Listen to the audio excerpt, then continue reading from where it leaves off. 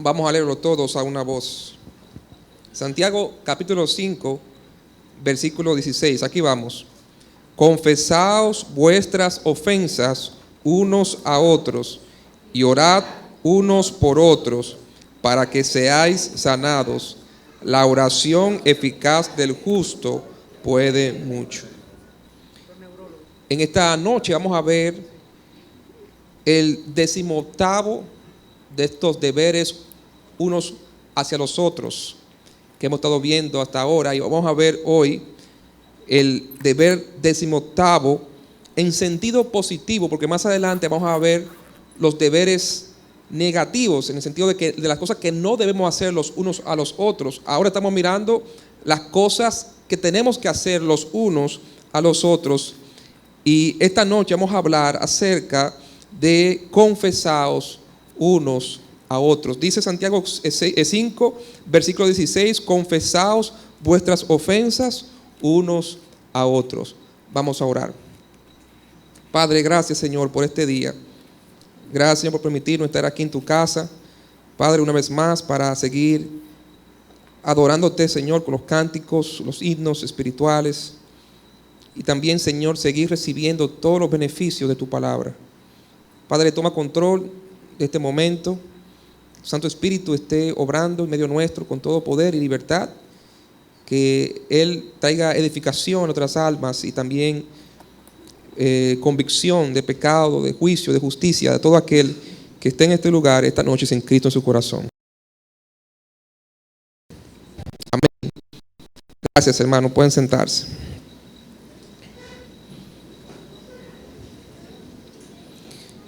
Confesaos unos a otros. ¿Qué significa la palabra confesar? Cuando usted escucha la palabra confesar, ¿qué le llega a la mente? De acuerdo al diccionario, confesar significa declarar un error, una falta o un delito cometido. Confesar es declarar que usted o que esa persona ha cometido un error, una falta o un delito.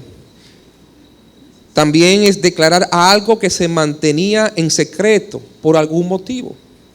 Es revelarlo, es sacarlo a la luz, algo que estaba oculto, que estaba en secreto. Y generalmente cuando se habla de confesar, siempre, como ya la misma definición lo dice, se refiere a confesar, a revelar un pecado, a declarar, a sacar a la luz alguna falta, alguna ofensa, como menciona aquí la palabra de Dios en Santiago 5, 16, que nos manda a confesar nuestras ofensas los unos a los otros. Esa palabra ofensa ya la aparece también en Santiago capítulo 3. Note conmigo en Santiago capítulo 3, versículo 2. Santiago ya utilizó esa palabra anteriormente en este mismo libro. En Santiago capítulo 3, versículos 2 nos dice: porque todos ofendemos muchas veces. Si alguno no ofende en palabra, este es varón perfecto, capaz también de refrenar todo el cuerpo. Dice la palabra de Dios que todos, absolutamente todas las personas ofendemos. Y no una vez o dos veces, sino ¿cuántas veces? Muchas veces. En otras palabras, el hombre ofende de manera regular. Regularmente usted y yo ofendemos o a Dios o ofendemos a otras personas, sea en palabra, sea en hecho. Pero nadie está exento, libre de ofensas. Y hay una tendencia natural en el ser humano pecador de ocultar su pecado. El hombre no quiere admitir su pecado. Siempre que el hombre peca, hay una tendencia natural a querer ocultar el pecado que ha cometido. Si vamos al principio de la Biblia, al principio de la humanidad, al Génesis, capítulo 3, versículo 8, vamos a ver a Adán y Eva, después que pecaron contra Dios, lo primero que hicieron, ¿qué fue? ¿Qué fue? Se ocultaron, se escondieron de la presencia de Dios. En vez de ellos ir voluntariamente y confesar lo que habían hecho delante de Dios, ellos optaron por tratar de ocultar, de esconder lo que habían hecho. Y obviamente nadie puede ocultarse de Dios. Nadie puede ocultar su pecado de Dios, porque Dios es experto en sacar las cosas siempre a la luz. En el capítulo 4 de Génesis encontramos también Caín, después que mató a su hermano Abel, trató de ocultarle a Dios lo que había hecho. Y es Dios quien va y confronta a Caín, como miramos la semana pasada. Es Dios quien saca a la luz lo que Caín trataba de ocultar. Más adelante, también allá en Éxodo capítulo 2, versículo 12, encontramos a un Moisés que después de haber matado a un egipcio, también opta por enterrar al egipcio en las arenas de Egipto. Y después, al otro día, dice la palabra de Dios que se descubre lo que él había hecho. Y Moisés tiene que huir de la presencia de Faraón. Tiene que huir de Egipto al desierto y esconderse allá después que su pecado había sido descubierto. ¿Y por qué el ser humano tiene esa tendencia a tratar siempre de ocultar, de esconder lo malo que hace? Dos razones fundamentales podemos mencionar. Número uno, por vergüenza y culpa.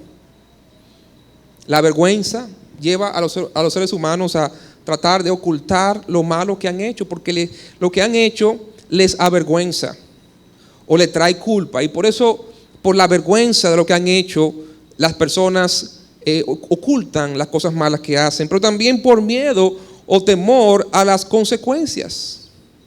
Nadie quiere sufrir consecuencias por lo malo que hace. Nadie quiere enfrentar las consecuencias después que comete una falta, un error. Y siempre, para tratar de evitar las consecuencias, los hombres optan por ocultar su pecado para que nadie se entere y nada malo les pase.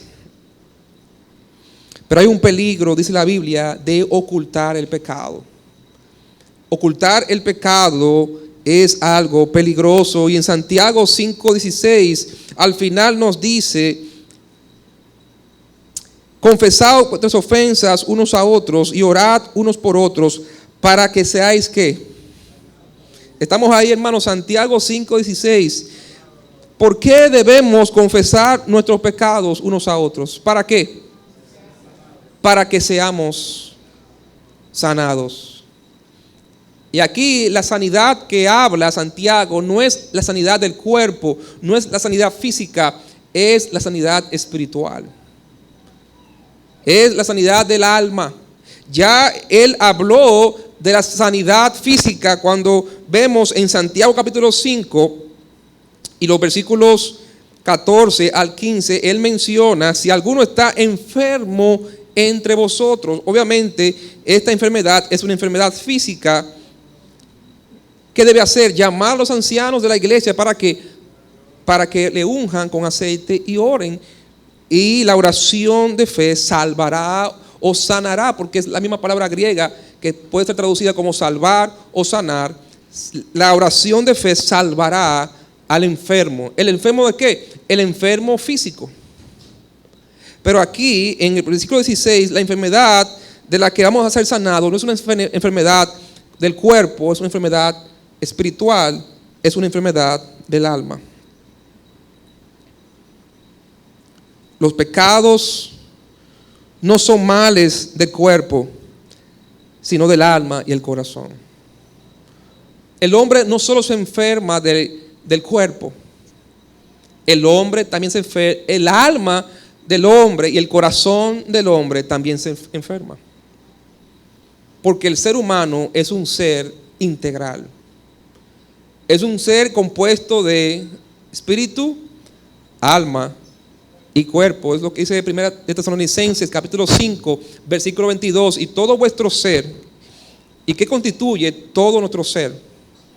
Espíritu, alma y cuerpo. Todo el ser humano sufre males.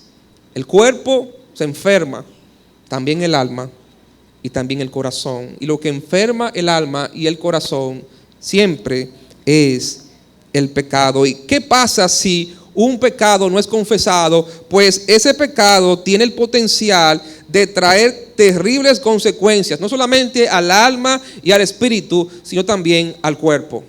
Cuando un pecado no es confesado a tiempo y no es corregido a tiempo, tiene el potencial de traer terribles consecuencias a esa persona. Y la Biblia habla acerca del peligro del pecado oculto. El peligro de ocultar el pecado. Proverbios 28:13, usted lo conoce, dice: el que encubre su pecado no prosperará. El que encubre su pecado no prosperará. Es una ley divina que se cumple al 100% cada vez. El que encubre su pecado, Dios ha declarado en su palabra, nunca prosperará. Quizá le recuerda a una expresión que el pastor nos ha dicho, de que ningún cristiano puede pecar como exitosamente. En otras palabras, nadie se va a salir con la suya después que ha pecado. Siempre el pecado va a traer consecuencias. Siempre el pecado trae consecuencias. De manera que encubrir el pecado es acarrear el juicio de Dios sobre nuestra vida. Cuando una persona decide ocultar su pecado en vez de confesarlo, esa persona está acarreando sobre su vida el juicio justo de Dios, el castigo de Dios. Pero también cuando una persona decide encubrir su pecado, puede arrastrar a otros y hacerlos cómplices delante de Dios. Cuando una persona decide ocultar su pecado, también puede arrastrar a otros inocentes y hacerlos cómplices delante de Dios. En Hebreos capítulo 12, versículo 15 nos dice la palabra de Dios: mirad bien, no sea que alguno deje de alcanzar la gracia de Dios, que brotando alguna raíz de amargura os estorbe, y por ella muchos sean contaminados. Usted puede contaminar a otros cuando usted decide ocultar su pecado, y cuando otros, al ver su pecado, también deciden ocultar y cubrir el pecado de esa persona. Por eso el apóstol Pablo advierte a Timoteo, le dice: Timoteo, consérvate puro. Le dice: no impongas con ligereza las manos a ninguno, ni participes en pecados ajenos. No seas cómplice del pecado de otra persona. No te involucres, no participes en pecados ajenos. Encontramos en la Biblia varios ejemplos, pero hay dos ejemplos principales acerca de este tema de ocultar el pecado. Uno en el Antiguo Testamento y el otro en el Nuevo Testamento. En Josué capítulo 7 encontramos el ejemplo de Acán y su familia. Usted conoce la historia. Acán tomó del anatema de Jericó, que estaba prohibido, que estaba maldito por Dios, y no obstante al mandato expreso de Dios, él decidió tomar del anatema, y como sabía que estaba prohibido, lo entró en su tienda y lo enterró en medio de su tienda. Y usted sabe que esas tiendas, esas casas de campaña no tenían puertas. Quizás había un velo que dividía medianamente la tienda, pero como en las casas, ¿verdad?, humildes, que no hay muchas divisiones, que todo el mundo vive junto ahí, duerme junto ahí, y quizás pone una sábana o pone algo que divida, pero muy precariamente. Pues si usted pone algo en medio de una casa así, en medio de una tienda, todo el mundo se va a enterar de lo que usted está haciendo. Es decir, que al Acán hacer eso, al traer eso a su hogar, a su casa y enterrarlo en medio de la tienda, él no solamente estaba ocultando su pecado, sino que también que hizo a la familia entera cómplice con él de su pecado. Y la esposa y los hijos, en vez de denunciar el pecado de su marido, de su padre, decidieron también consentir con él y hacerse cómplice con él y ocultar el pecado de Acán. Y usted sabe las consecuencias que eso trajo, no solamente para Acán, sino para toda su casa. Es que cuando usted y yo decidimos ocultar nuestro pecado, no solamente estamos poniendo en riesgo nuestra vida, estamos poniendo en riesgo la vida de aquellos que Dios ha puesto a nuestro lado. El peligro de ocultar el pecado es como cuando usted tiene una llaga, una herida, y en vez de usted sacarla a la luz para que sea curada, usted prefiere taparla y ocultarla. Y una herida que no es tratada a tiempo, que no es corregida a tiempo y se mantiene oculto mucho tiempo, esa herida tiende a complicarse. Tiende a complicarse y el problema se hace mayor. Y las consecuencias son más terribles. Pero también encontramos el ejemplo de Ananías y Zafira en Hechos capítulo 5. Un matrimonio cristiano que miente al Espíritu Santo y tratando de que la gente tuviera un buen concepto de ellos, de que eran una pareja cristiana dadivosa, generosa, prometieron dar una ofrenda, dar una ayuda, vender una propiedad que tenían y dar todo el dinero para la obra de Dios. E hicieron un compromiso público, pero en el momento de cumplir el compromiso que hicieron, decidieron mentir, no solamente a la iglesia, sino más bien al Espíritu Santo, al Señor de la iglesia, a Cristo. Y cuando se presenta Ananías al culto siguiente, a la asamblea, Pedro le está esperando en la puerta. Y Pedro confronta a Ananías. Y esperando que Ananías confesara lo que había hecho, Pedro le pregunta: Ananías, ¿vendiste en tanto tu propiedad? De una manera misericordiosa, Dios le estaba dando a Ananías la oportunidad de confesar su pecado. Dios pudo haber traído una consecuencia inmediatamente sobre Ananías y Zafira y nadie se hubiera enterado. O Pedro pudo haber proferido juicio de parte de Dios inmediatamente a Ananías y Zafira sin oportunidad al arrepentimiento. Pero normalmente cuando Dios saca algo a la luz, es porque hace tiempo que Dios ha estado confrontando a ese creyente con ese pecado, y hace tiempo que ese creyente ha estado ocultando ese pecado delante de Dios. Y Ananías, en vez de confesar el pecado, ocultó su pecado y mintió. Inmediatamente cayó frente a Pedro y murió. Y luego también su esposa, Zafira, corrió con la misma suerte. Encubrir el pecado también acarrea el juicio de Dios sobre la familia, el hogar, el matrimonio, la iglesia. Y eso nos lleva, hermanos, a la necesidad de confesar.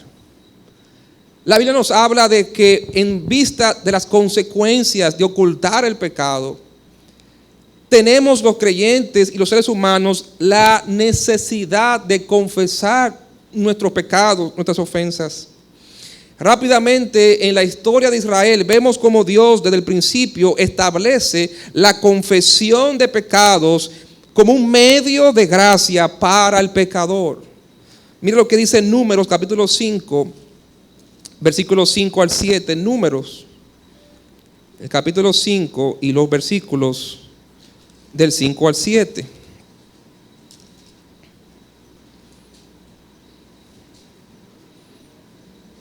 Números capítulo 5 y los versículos del 5 al 7. Dice la palabra de Dios: además habló Jehová a Moisés diciendo: di a los hijos de Israel, el hombre o la mujer que cometiere alguno de estos pecados con que los hombres prevarican contra Jehová y delinquen, aquella persona confesará el pecado que cometió y compensará enteramente el daño y añadirá sobre ello la quinta parte y lo dará a aquel contra quien pecó.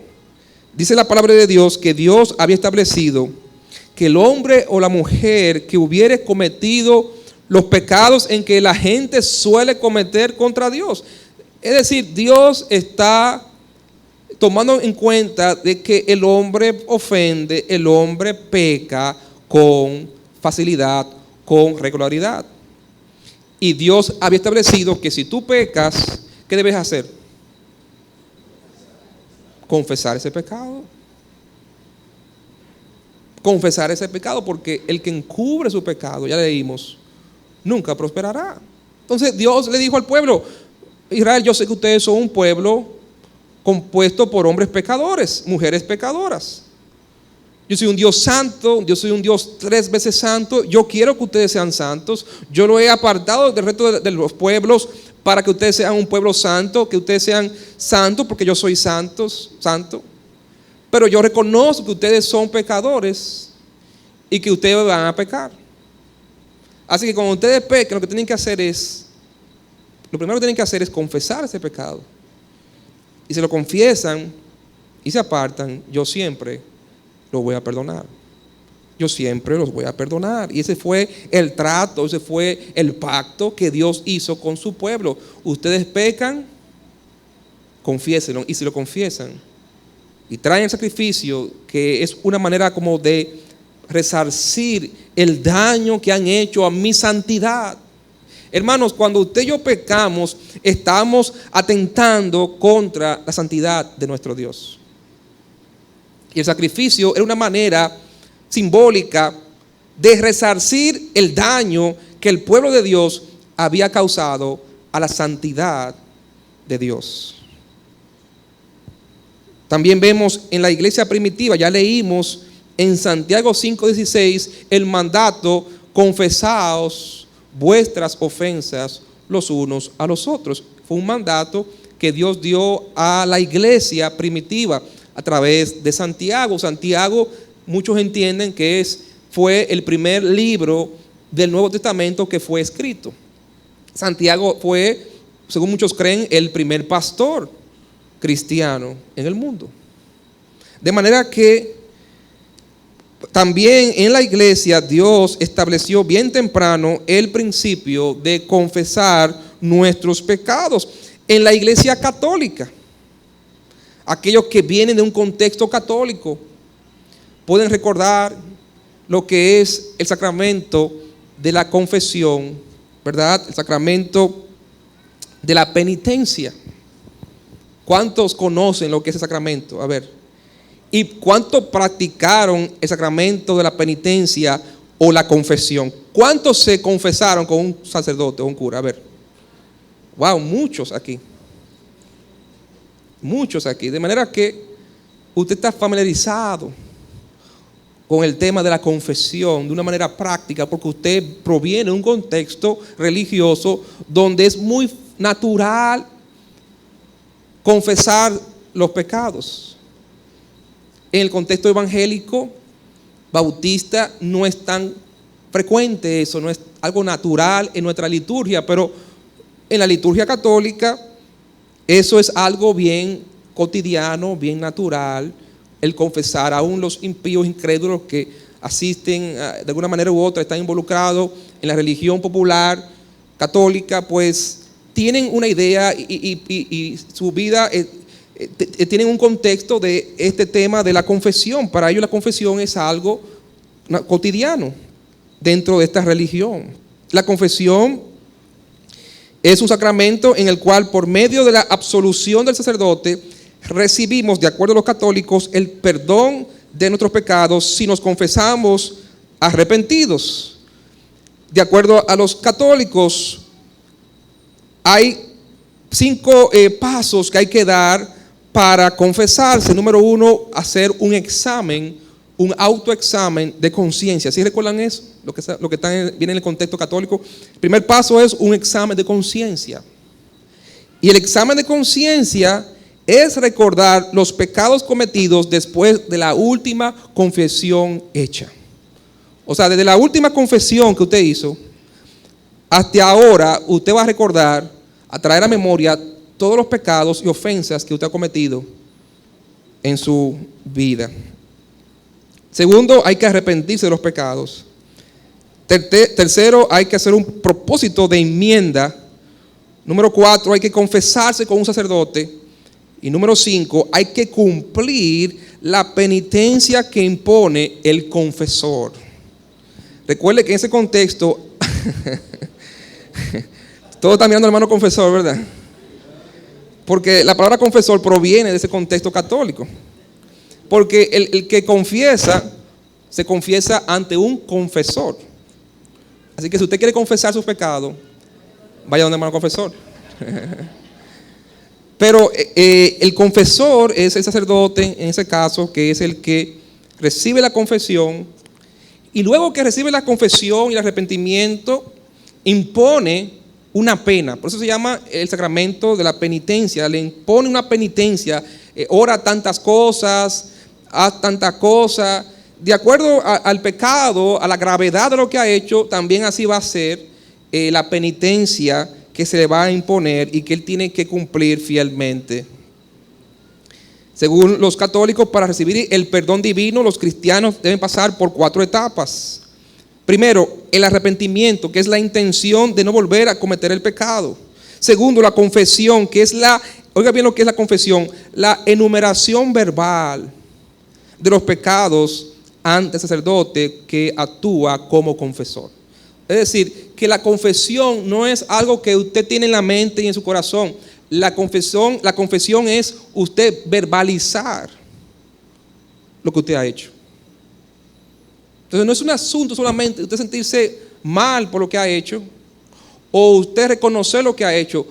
La confesión nos tiene que llevar a verbalizar con nuestra boca, confesar lo que hemos hecho. Y luego que esa persona confiesa, viene lo que se llama la satisfacción o penitencia, las acciones ordenadas por el sacerdote como reparación de los pecados, y finalmente la absolución, que en el contexto católico es decretada por el sacerdote en nombre de Dios. Y ahí es interesante también, algo que me llamó la atención de esta liturgia o esta costumbre católica, es el secreto de confesión. ¿Sabe lo que es eso? El secreto de confesión. Es decir, que los sacerdotes están obligados a guardar secretamente la confesión que han recibido. Dice, en ese sentido, dice concretamente lo que se establece con el que es el que no se puede desvelar. Bajo ningún concepto lo que un fiel le ha revelado durante su confesión sacramental. Es decir, el sacerdote tiene juramento que no puede revelar públicamente en la confesión que ha recibido en secreto, en privado, de parte de un fiel durante la confesión sacramental. Ahora, es interesante esto. ¿Y por qué traigo esto a colación, hermano? Porque, repito, en el contexto católico, como una práctica bíblica, obviamente, basado en Santiago 5:16, es que los católicos cumplen con este mandato, aunque no lo aplican bíblicamente. Es decir, la base que ellos tienen es Santiago 5:16, una base bíblica. Pero la aplicación de este mandato bíblico no es hecha por ellos de una manera bíblica, porque ¿quién tiene potestad de perdonar pecados? Solo Dios, ningún hombre. Por lo tanto, usted y yo nos hemos llamado a confesar nuestro pecado buscando la absolución por parte de un ser humano, porque solo Dios tiene la autoridad de perdonar pecados. Pero sí, lo que sí está correcto en su contexto de ellos, y que sí es bíblico, y que nosotros como cristianos evangélicos deberíamos practicar con más frecuencia, es la costumbre o el principio de confesar nuestros pecados. Y eso nos lleva al tercer punto, la persona a quien debemos confesar nuestro pecado. Volviendo otra vez a Santiago, el capítulo 5, versículo 16, nos dice la palabra de Dios: confesaos vuestras ofensas unos a otros. ¿A quién debemos confesar nuestros pecados de acuerdo a este versículo? A otros creyentes. No especifica qué tipo de creyente. Puede ser un líder espiritual, puede ser a un pastor, puede ser a un diácono, como también puede ser a un hermano en general. No especifica qué tipo de creyente, sino dice: confesaos vuestras ofensas unos a otros. A cualquier creyente usted puede confesar su pecado, su falta, su error. Debemos confesar nuestras faltas a otros creyentes, no para que ellos la divulguen, sino para que ellos oren por nosotros. Dice Santiago capítulo 5, verso 16: confesad vuestras ofensas unos a otros y orad, ¿qué? Unos por otros. La razón de que debemos confesar nuestros pecados a los demás no es buscando que ellos divulguen lo que hemos hecho, sino buscando que ellos oren por nosotros. Buscando que ellos oren por nosotros. Y si usted, hermano, Dios le permite, le concede la confianza de que otro hermano venga y se acerque a usted y le tenga la confianza de confesarle un pecado que ha cometido o confesarle alguna carga, algún hábito que está luchando en su vida, hermano, tenga la sensibilidad de respetar el secreto de confesión. Amén. Porque si Dios a usted lo quiere utilizar para ayudar a ese hermano que está en problemas, en situación difícil, usted tiene que también ser, ¿verdad?, prudente. Dice la palabra de Dios: el que cubre la falta busca amistad. Proverbios 17:9, el que cubre la falta. No, y nota la palabra, no dice el que encubre la falta, sino el que cubre la falta. Es diferente, ¿sí o no? Cuando hablamos del que encubre la falta, ¿qué es lo que está haciendo? Cómplice del que ha hecho la falta. Ahora, el que cubre la falta, y cubrir aquí habla acerca de tratar con gracia, con misericordia la falta. Es cubrir la falta, cubrir la vergüenza que siente esa persona, no para que esa persona siga en esa falta, sino para ayudar a esa persona que ha cometido esa falta a que no la vuelva a cometer. El que cubre está buscando que esa persona no lo vuelva a cometer, ¿sí o no? El que encubre lo deja que él siga cometiendo lo que está haciendo. Lo hace para que la persona pueda seguir en su pecado sin que haya consecuencias. Pero el que cubre el pecado lo hace para que la persona deje de hacer lo malo que está haciendo. Pero ese mismo versículo de Proverbios dice al final: mas el que la divulga, el que divulga la falta, aparta el amigo. ¿Qué pasa cuando usted siente la confianza de acercarse a alguien en la iglesia y usted le confiesa a esa persona sus luchas, sus batallas, sus pecados, su carga, buscando que esa persona ore por usted, que le apoye, que le ayude, que le aconseje, que le guíe, y usted se entera que esa persona lo divulgó más para adelante, o usted se entera que otros saben de eso porque esa persona se lo dijo a otra persona? ¿Cómo se siente usted cuando eso le pasa? Defraudado. Entonces, el que divulga la falta, lo que está buscando es apartar a esa persona y evitar que esa persona pueda formar contigo una amistad. Y hermanos, la idea de esto es que los creyentes podamos pasar a un nivel más profundo de relación los unos a los otros. Recuerda que hemos hablado de saludarnos unos a otros. Hemos hablado de confrontarnos unos a otros, de enseñarnos unos a otros, de discipularnos unos a otros. Pero aquí estamos entrando ya a un nivel de mayor compromiso e intimidad entre los creyentes unos a otros. Lo que Dios quiere es que usted y yo podamos llegar a tenerle confianza a otro hermano en Cristo en la iglesia. Que usted y yo podamos desarrollar una amistad con los creyentes y hermanos en Cristo en la iglesia.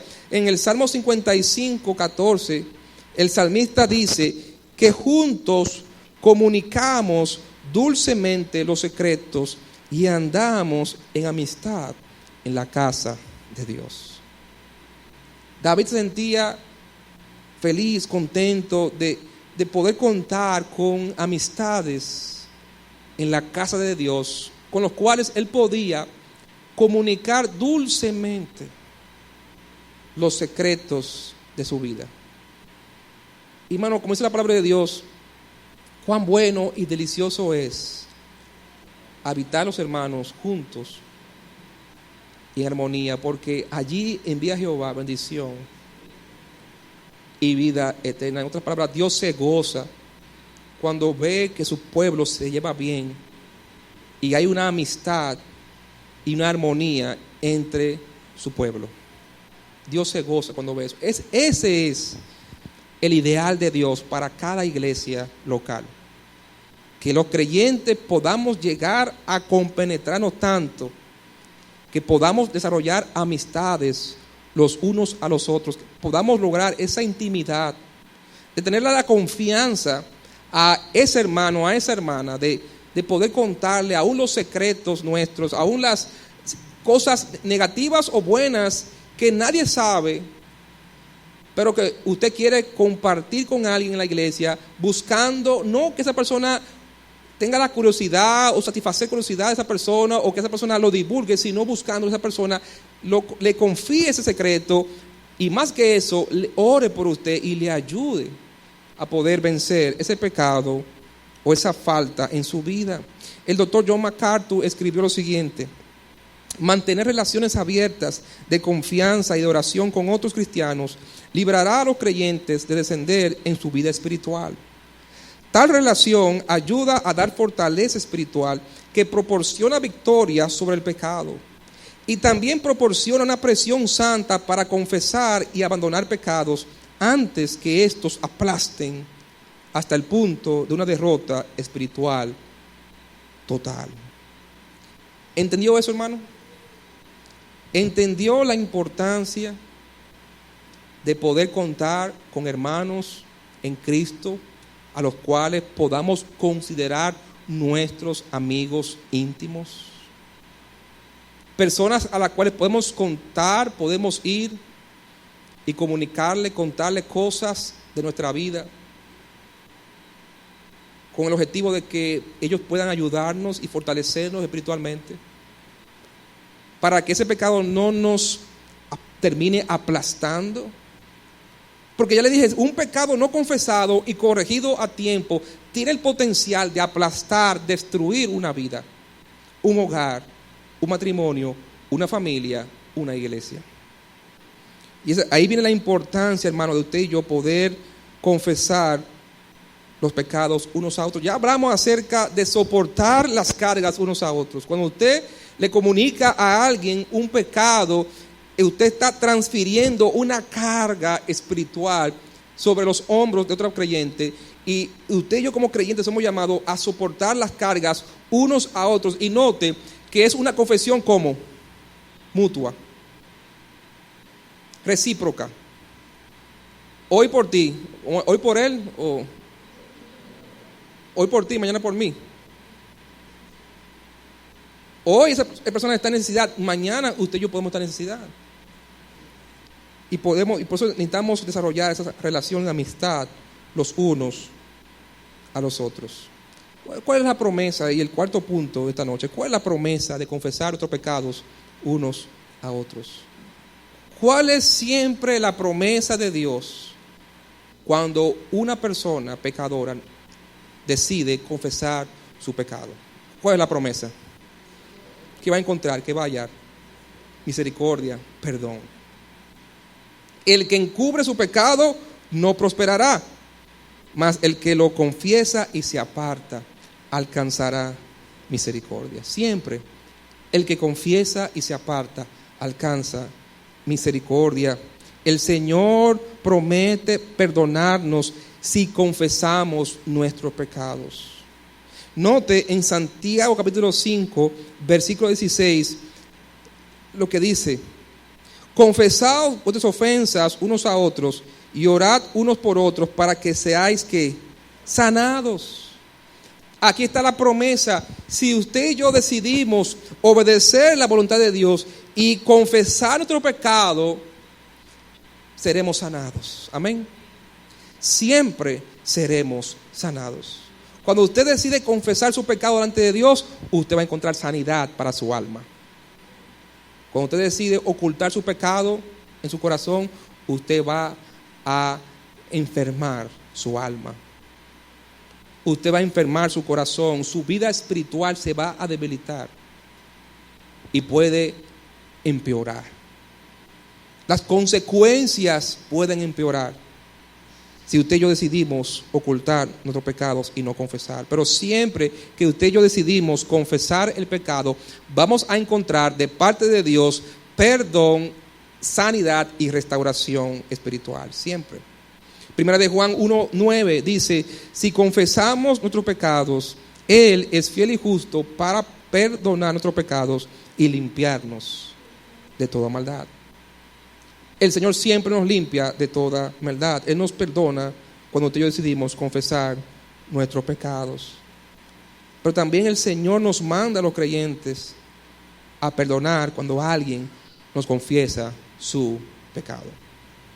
¿Qué pasa, hermano, cuando la persona, el creyente que viene a nosotros a confesar un pecado, nos confiesa no un pecado contra otra persona, otro cristiano, sino un pecado contra nosotros mismos? ¿Qué pasa cuando un creyente nos defrauda, nos ofende en la iglesia?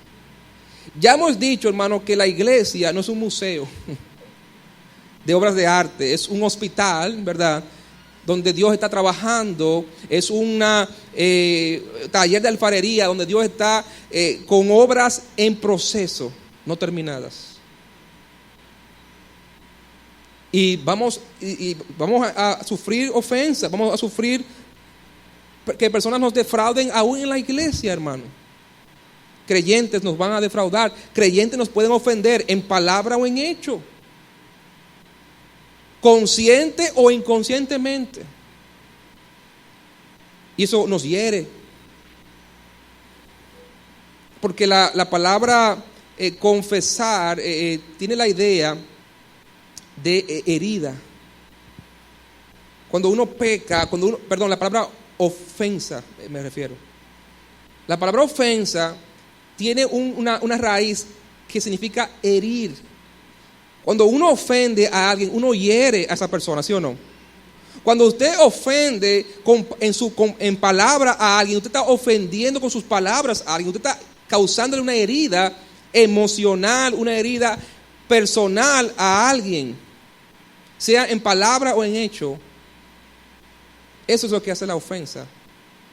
Y aquí la palabra de Dios nos manda que si usted y yo hemos pecado, hemos ofendido a alguien, sea en palabra o en hecho, nuestro deber como cristiano es ir a esa persona que hemos ofendido, a ese hermano que hemos ofendido y confesarle nuestro pecado. Pero ¿cuál es el deber del hermano, de la hermana que ha sido ofendido y que está recibiendo una disculpa, una confesión de parte del creyente que le ofendió? ¿Cuál es el deber de ese creyente? Perdonar. Perdonar, porque el final debe ser siempre sanidad. Amén. El final de toda confesión debe ser restauración. El final de toda confesión debe ser perdón. Eso es lo que Dios promete y está diciendo en su palabra. Mira lo que dice Mateo capítulo 6, por favor. Mateo capítulo 6.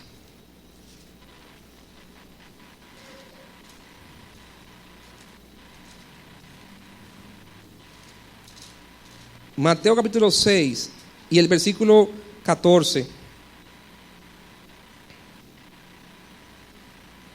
Porque si perdonáis a los hombres sus ofensas, os perdonará también a vosotros vuestro Padre celestial. Mas si no perdonáis a los hombres sus ofensas, tampoco vuestro Padre os perdonará vuestras ofensas. Si usted no está dispuesto a perdonar a aquella persona que le ha ofendido y que le ha confesado su pecado y que se ha arrepentido, tampoco Dios le va a perdonar a usted sus ofensas contra Él. Porque cada vez que usted y yo pecamos, ¿a quién herimos? ¿A quién ofendemos? A Dios. Y el Señor siempre ha prometido que Él siempre nos va a perdonar cuando usted y yo confesamos nuestras ofensas ante Él. Esa es la promesa de Dios. Esa es la confianza del creyente. Esa es la tranquilidad y la paz del creyente, que él sabe que no hay ofensa a Dios tan grande que Dios no pueda perdonar si usted y yo, arrepentidos de corazón, le confesamos nuestros pecados delante de Él.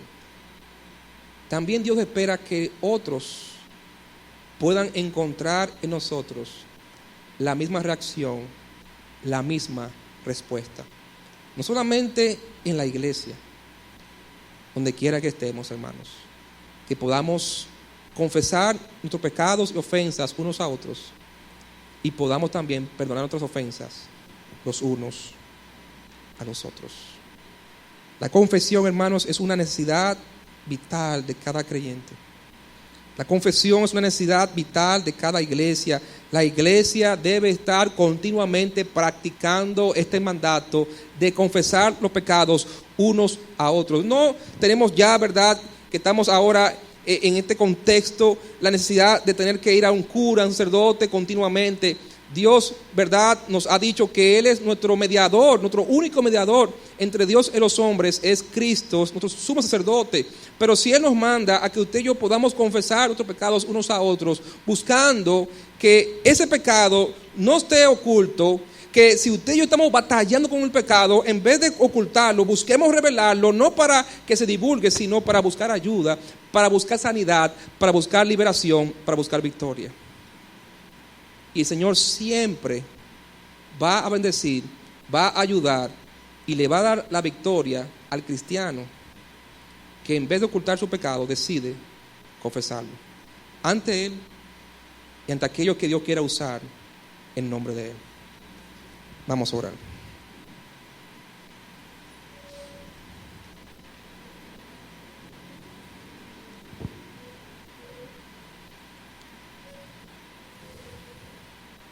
Padre, gracias, Señor, por tu palabra. Padre, ayúdanos a hacer las cosas exactamente, Señor, como tú nos mandas. Que podamos, Señor, ejercitarnos en la confesión de pecados. Y Padre, no estamos hablando, Señor, de ser imprudentes. No estamos hablando de nosotros mismos divulgar nuestras faltas y errores. A nadie le gusta eso, Señor. Estamos hablando, Señor, tu palabra está hablando de que si tenemos la necesidad de compartir esa falta con alguien que nos pueda ayudar, que lo hagamos, Señor. Porque esa es la manera que tú quieres usar, quizás para ayudarnos a vencer ese pecado que nosotros solos no hemos podido vencer o derrotar en nuestras vidas.